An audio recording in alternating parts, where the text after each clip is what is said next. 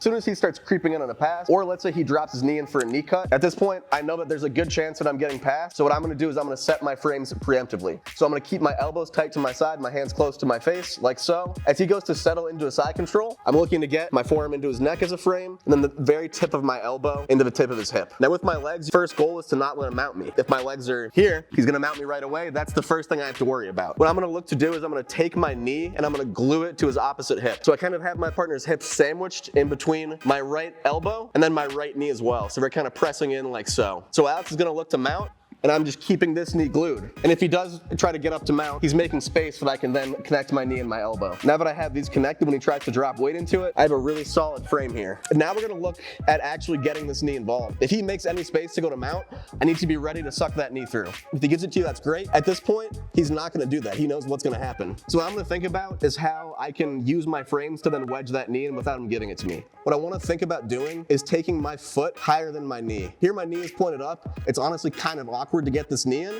but as soon as I pick my foot up higher than my knee, now my knee is pointed downwards. It's much easier to then suck it downwards in front of him. He's gonna be trying to press weight into me, right? So I'm pressing back with my frames, and then I'm thinking about using this foot and pushing, right? I'm pushing into him this way, so that I can use this foot to steal some force from the floor, and then get this knee in front. I'm connecting my knee and my elbow, and we're back in front. Let's give that a go, 3, 2, 1.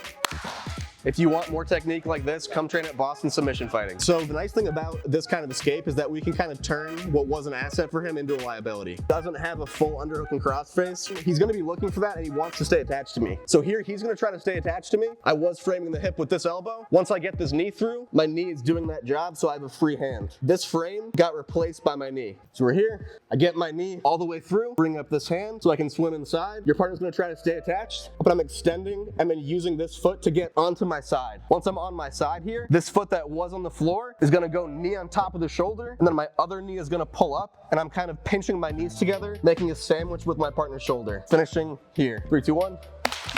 So moving right along.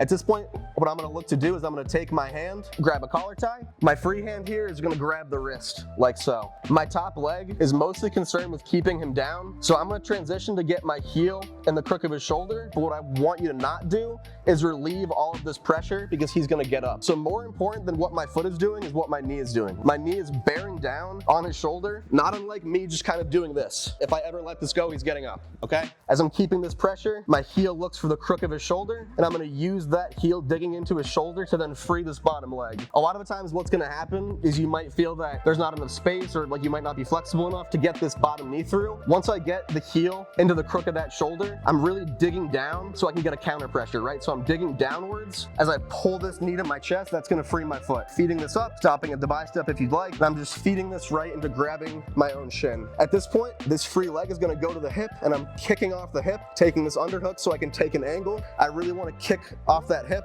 and pull on this shoulder so I can get perpendicular, meaning I'm looking at his ear. Once I'm totally perpendicular, I'm in a good spot to then lock this triangle and finish. Right? Sorry, Alex. I'm not that sorry. Grab a partner, 3, 2, 1.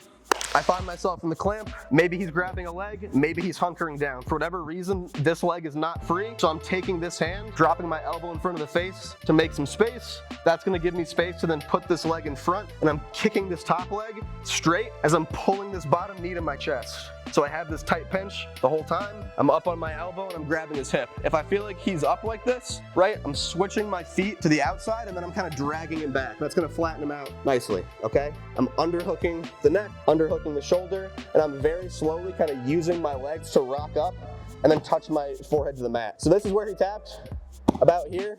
If I don't have his arm, this is how far I can go, right? So go very slow with this. 3, 2, 1.